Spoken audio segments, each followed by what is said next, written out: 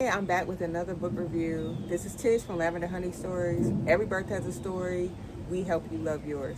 Okay, so let's get into it. The Untelling by Tayari Jones.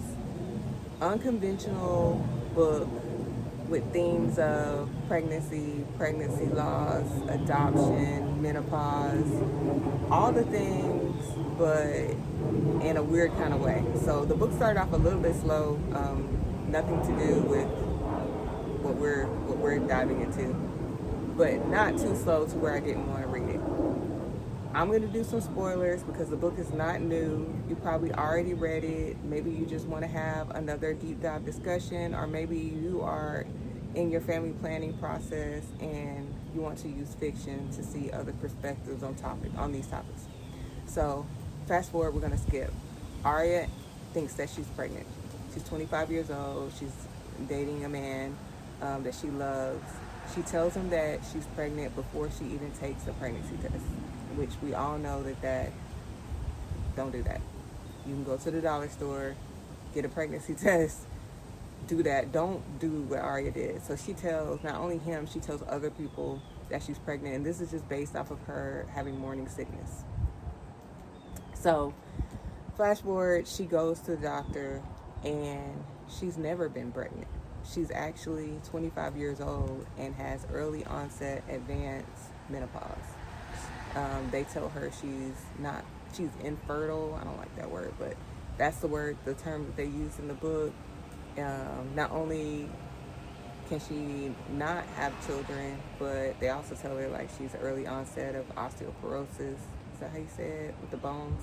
Anywho, so all the things are going on with her. Now, she's already told this man that she's pregnant. So what does he do in typical storybook fashion? He proposes to her. And that's a whole nother subplot too, because it's kind of silly about the ring situation. And then her roommate is also engaged, and there's like some have and have nots type situation going on within their house.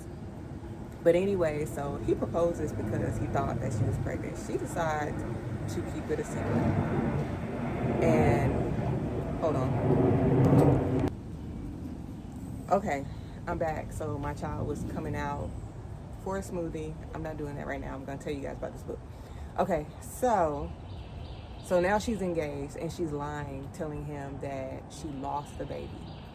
And she ends up telling her family that it's not that she had a miscarriage, tells them about what the doctor told her about her being infertile and all this stuff.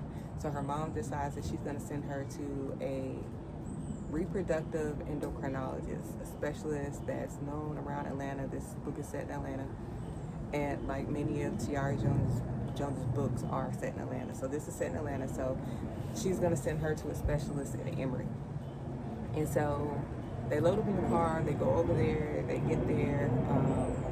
There's some interesting dynamics in how they interact with the doctor, but that's not important for our purposes because we're going to stay on topic of reproductive stuff. So anywho, this specialist, and there's a plane going, this specialist tells her the same thing. Basically, you can't have children. There's a very small chance.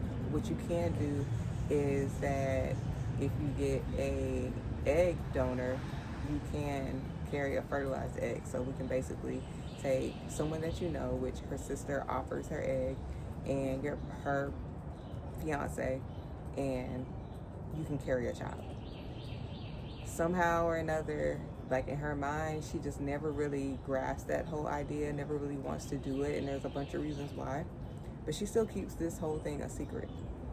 A subplot is that she teaches at a educational space for underserved and troubled youth. And so she has a 17-year-old student that's pregnant with her second child, and this girl ends up saying, hey, you and your fiance can adopt my baby. Because she's also lied to this child and said that she had a miscarriage as well. So everybody thinks she had a miscarriage. So she, in her mind, I think has like said, no, I'm not gonna get the egg from my sister. I'm gonna convince my fiance to adopt this child. He's never with it from the beginning. Fast forward, they go to a family function, I believe her nephew's birthday party, and her sister's husband ends up spilling the beans about, saying, oh, my wife, your future sister-in-law, she'll give you an egg, I'll pay for it, you guys deserve to have a family, blah, blah, blah. And he's like, what? He didn't know anything about this. He confronts Arya, and pretty much their engagement's off, their relationship ends. The girl ends up keeping her child, raising her baby. The ending is very much just like an ending. Like, everything ended. Her relationship ended. She hadn't gone back to around her family really since it happened. She seems to be depressed, but she says that she's not depressed, but everybody on the outside thinks that she's depressed because they're looking like, she just went inward. But it's a very unconventional, book to offer to my audience. But I offer it because it's an interesting conversation. I mean, if you thought that you were pregnant and you went to the doctor and you were not pregnant and it was some type of medical complication, they tell you, in fact, you cannot have children, what would you consider? Would you consider adoption? Would you try to see if you could get an egg donor? Would you be content with not being able to have your own children and not raising any children at all? Meaning not adopting, not, becoming a step parent, or not necessarily, I don't want to say like step parent, but maybe taking on a partner that already has children and being part of their lives. How would you handle it?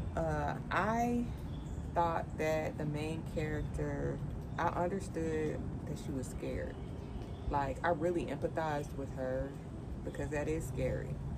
I mean, you think that you're going there for your pregnancy and to hear about you want to see a little heart flicker. I have 2 children. I've also experienced a pregnancy loss, so I know what it's like to have an ultrasound and not see a heart beating, or to see a heartbeat and then a few weeks later go back and the baby hasn't grown and there's no longer a little flicker of a heartbeat. So I myself know what that feels like. But I've never in any of those moments thought, I'm not gonna try anymore, I'm just gonna adopt. Or I need to see if someone can give me an egg. I never went through that because I've never been told you can't conceive. I was just told this pregnancy is not viable. So I think that's a different conversation. But also, we need to talk about Dwayne, her fiance, and the idea of your partner lying to you and saying they had a miscarriage when in fact they can't have children at all. As a man, do you want to continue into a relationship with someone that one lied to you? Because that was a very big part of his closing, or when he ended the relationship. He told her, you looked me in my eyes and lied. He also said things like he didn't want science and technology to be part of his family. And I think that those were important words for the author to use, because that is what it is. Do you want science and technology to be part of your family planning? It's not really taboo, even in the Black community, because it used to be. It's not even taboo. It's more of because even in this book, they talk about the finances, but she had people in her support system that were willing to pay for it, but she talks about the cost. And so that's a barrier. So say you get a diagnosis like Arya and you don't have anybody to pay for it. You don't see a way to pay. What do you do? So anyways, The Untelling by Tayari Jones, great work of fiction. I give it probably 4 stars. It started a little slow, so I take off a star. But it had a very, very strong middle and ending. And in the beginning, I won't say it's slow. It's just that it really, even though it's set up to how I felt about the characters towards the end, it was just this far apart, like, and what was going on at the beginning and what was, you know what I'm saying? So it really, really was like just setting a foundation. And so I could have like probably gone with a little shorter bit of that, but it was necessary. But yes, I think it's a great book. It's a great conversation starter. The thing about fiction is that you get an opportunity to empathize, to have little conversations in your own mind, to rethink, rehash, understand from someone else's perspective without you actually having to go through it. Or you might be going through this and maybe Aria is who you need to see how she dealt with it. I don't know if I suggest that you follow her footsteps and lie, but she did a good job of articulating her feelings. Like I really understand why she did what she did and how she felt. The writing was tremendous. So again, The Untelling by Tayari Jones.